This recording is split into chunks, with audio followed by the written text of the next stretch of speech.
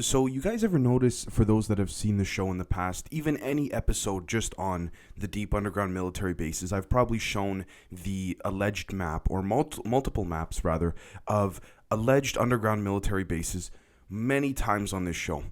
You ever notice that these underground military bases reside in the West and around the world in places where there's a lot of land, right? I mean, that makes perfect sense, right?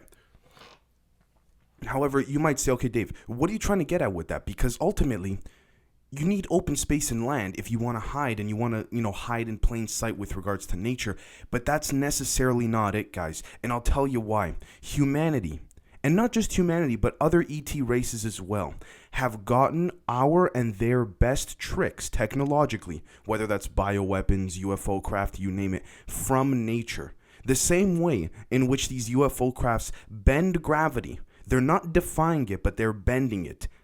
We are extracting that same type of utilization from nature. Now, before I get into that, I just want to mention very quickly that I do have a Patreon out for those that aren't aware. I'm just putting it up on the screen right now for those on YouTube. These are the 3 different packages. It's got a tremendous amount of content we're going to start putting out starting tomorrow. But I do also want to make it very clear for those who can't sign up or just don't have the inclination to, I will always continue with the 2 episodes a day, the political commentary in the morning, and then obviously this main one in the afternoon. So please do not worry, that will always continue. Now, let's get into it. Project Mother, the living craft that splits into separate entities. So we got a lot to cover here, but let's just jump right into it. So what does craft stand for? This took me a lot of time to figure out. Cadaverous reproduction of abiogenesis for terrestrial craft. So long story short, you remember the Carrot episode where it seemed as though there was an intermergence of nanotechnology and natural elemental titanium alloys that allowed for the craft to represent itself no matter how much you cut it up into different pieces?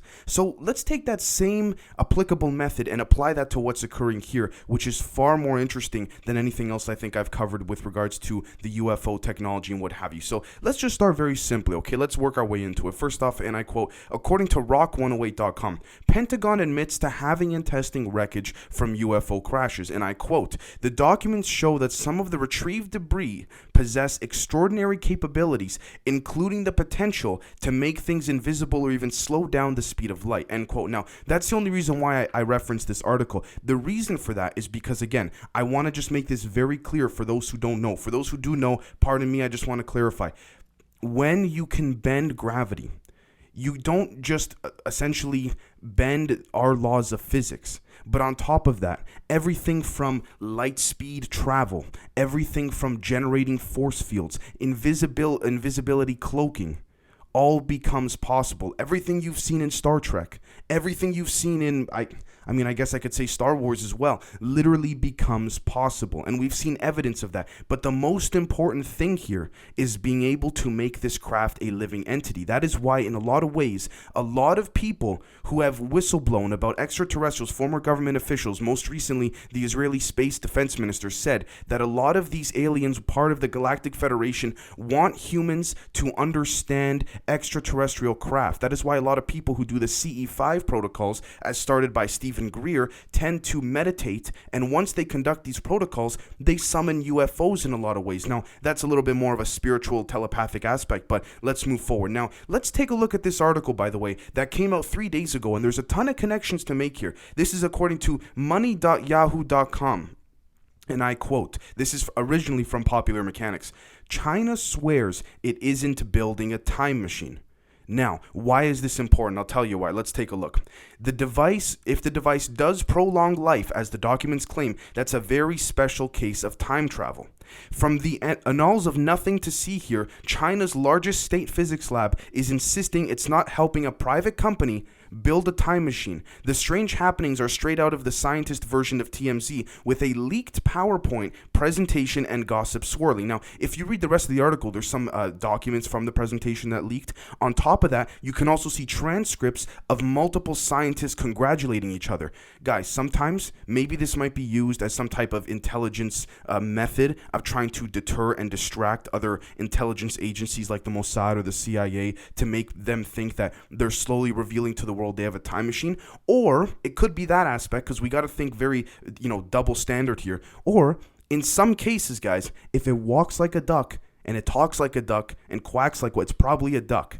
So in this case, all right, this is a private company that has been known to do private dealing, similar to the way in which a lot of the classified work at Lockheed Martin and all that are private companies and contractors doing work with the U.S. government. Why would they congratulate each other? Again, unless this is a staged thing to deceive other countries, why would they be congratulating each other if it didn't work, or if it was just a patent that they're trying, right? Now, what happens when you apply this method to Project Mother, a living UFO craft that is controllable, that is both biological and synthetically created, that can split into two? Why would you have to split it into two? It comes down to, and I'm not even trying to get spiritual, but it comes down to the Hermetic principles, or just like any other religion or culture, the yin and the yang, the balance. So we understand, as I've spoken about before, there is a fusion cell within the CIA, deep down underneath the CIA in Langley, Virginia, where they essentially oversee galactic time travel within the vicinity of Earth and its galaxy. And the reason for that, as I mentioned last week, is that when you time travel, you are allowed to go any point in which you left from, but you cannot time travel back to before you entered the time machine, because it starts messing with the timeline. The fusion cell helps make sure that this maintains this. Now, you say, okay, Dave, that still doesn't explain why the craft is split into two. So let's take a look, before we get into that, at this, for example. This is, again, guys, bibliotecaplates.net, and if we look here, this is originally from the Collective Evolution website by Tom Bunzel. Now, here's the thing. Here's what's so interesting. It talks about how, DNA is software in a lot of ways, and with quantum computing, we can discover a lot of things. But here's the most significant thing. For those on YouTube, check this out. Look at this, guys. On the left, we have genetic code from the Ebola virus intertwined with, human DNA to understand it. Now, that's just an example. Excuse me. On the right, we have HTML code, which is for those who don't know, it's the most basic form, from my understanding, of developing a website. HTML5, what have you, right? Notice that they're both synchronicitous. They're the same. Why is that? Clearly, we have gone on to something in a way that would subscribe to the simulation theory, but that's not even the best part. This code is deeply ingrained within the Chinese diagrams of the time machine, but at the same time, this is being implemented in a UFO craft. Now, you might say, Dave, okay, where do you have the proof and what have you? Well, when we look at some of the transcripts from the presentation that was leaked, the PowerPoint presentation, we'll see that there is a stark amount of discussion regarding something called phantom DNA and the ghost particle. Now, here's what's interesting. Again, if we take a look at bibliotecaplates.net by Vladimir Popin, according to the T-Western websites, we're going to see here that when it comes down to the most molecular level that we've discovered, phantom DNA is this unknown charge that is, in a lot of ways, believe it or not, a three-dimensional hologram, which makes sense because we're living in the three-dimensional universe world in this point, right? And it essentially shows that we are holograms vibrating. Now, here's what's also interesting. Let's take a look at this over here at medcraveonline.com, and I quote, DNA is actually composed of a liquid crystalline substance that acts as a form of antenna, receiver, and transmitter of holographic information. Don't forget, guys, we're talking about all the objects around us, and we're talking about ourselves too. This holographic image, as an invisible energy field, organizes and animates matter into what's called the phantom effect. Okay? Now, here's what's interesting. If we take a look, if we, click on the link here and we load up the page, and I'm doing that for you guys right now, what we're going to see is a fantastic report on the phantom effect, the quantum hologram in the etheric body, but then the studies stop there, at least publicly. So you're telling me, and if you look into it, there's no funding going into studying the phantom effect. Why? It's either because one of two things. Either humans are extremely stupid, or this is going on at a much deeper level, which goes back to what I spoke about last week called the disk theory. The distributive idea suppression complex, coined the term by Mr. Eric Weinstein, a guy that I respect tremendously, essentially suggesting, like I said before, within the academic community, because in the academic community, these are the people that do these kind of studies. Who else is going to do it, right? Not the the local tradesmen, not people like you and I. People in the scientific, the STEM community. Science, technology, engineering, mathematics. The disk theory essentially says that there are committees that essentially shut down ideas or proposals or scientific discoveries that may excel that of what is known on the public level. Not on the private level, on the public level. And then you might say, okay, Dave, but there's no money going to funding this. Why? Exactly. I agree with you guys. Where the hell is the money going? Or why is there no money even going towards it? You might say, well, Dave, that's black budget money. No, it's not black budget money, and I'll tell you why. Black budget money is paid for by the taxpayer dollars, particularly in the West, and we see where that goes, and they admit it. They say, we spend almost $1 trillion a year on the military. I think it's 600 or 700 billion a year, but let's be honest. We know they hide more than that, okay? And then on top of that they have to tell us where it's going. They do say the projects are classified, but this is where it gets even more interesting. They fund these type of projects with something called dark money, and you're going to see how this all interconnects with a lot of different things, and I'll get to we haven't even gone to the most exciting part, but long story short, dark money is essentially when agencies like the CIA tell drug cartels all around the world. They literally say, look, we're going to let your shipments of drugs come into our country. We're going to seize, one shipment or two shipments every 2-3 months just to make it look like we're doing our job, right? We're going to tip the DEA off. They're going to seize the shipments and it's going to look good. But for every shipment you bring in, we want X amount of cash a month. That is how they fund the projects that they cannot even justify on the black project or the black budget, I guess we could call accounting sheet, if you will. This is the dark budget projects, all right, that is in correspondence with the United States and China, and again, many other major countries that are totally off the books. A real dark program, not a black budget program or a black project program, a dark project program, doesn't really have any documents. Now, you might say, Dave, you don't know this for a fact. You're 100% correct. I don't. But based on the research being done, that is what is to suggest it. Now, let's take it one step further. We know for a fact, and I've said this before, that the CCP government, not the Chinese people, the CCP government is slaughtering tons and tons of Muslims, very unfortunate, and Christians as well too, by the way, and harvesting their organs. I put up some videos of it before, but for those on Patreon, you're going to see some of that in the coming days as well, because publicly on YouTube, they won't let me put it up, or else they'll take down the video. So anyways, they're harvesting the organs of the bodies, and this is not even like anything conspiratorial. When the New York Times confirms this, what does that tell you? They're harvesting the organs. Why?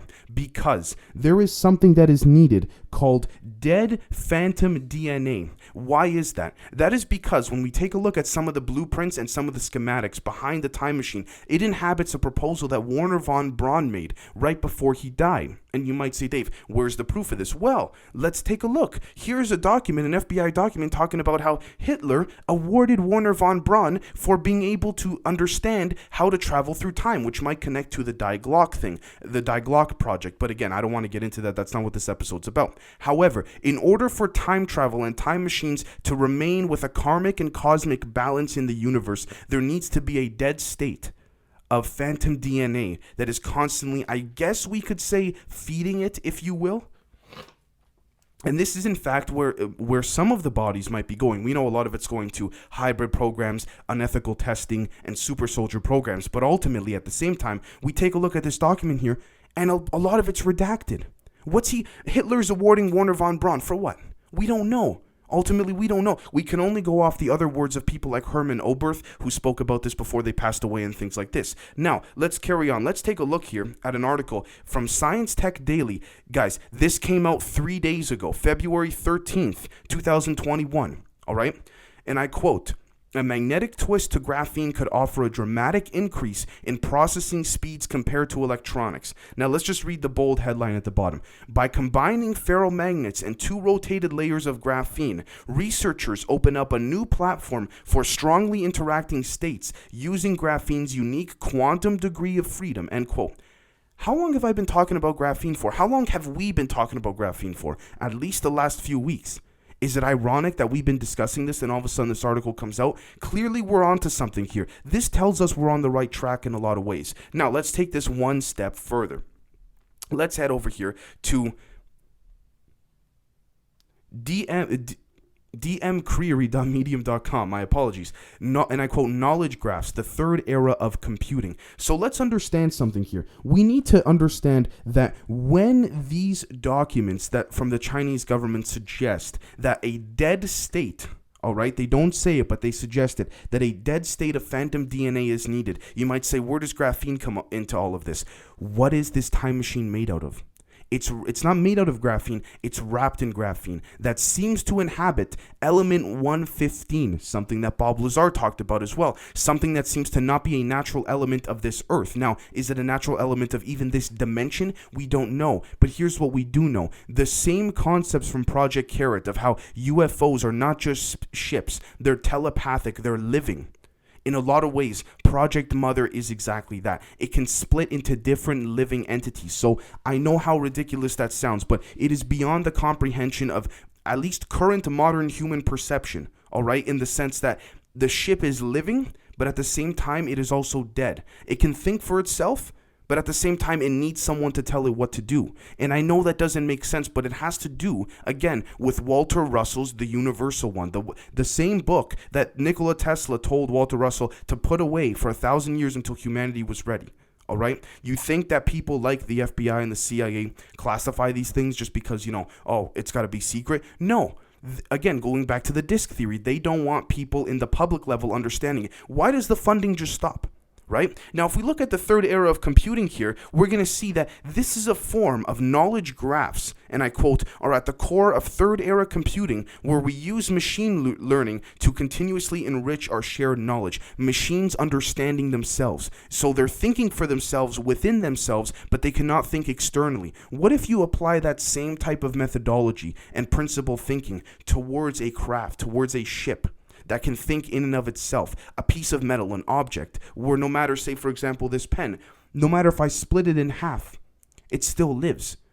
It might lose the other half of it, but then it regrows using the phantom DNA particles that inhabit it. Now you might say, Dave, what is this used for? Honestly, guys, I don't know yet. I honestly don't. All I know is that bodies are being used, particularly within China, to feed this type of craft and technology. The evidence is here, guys. The evidence is clearly here.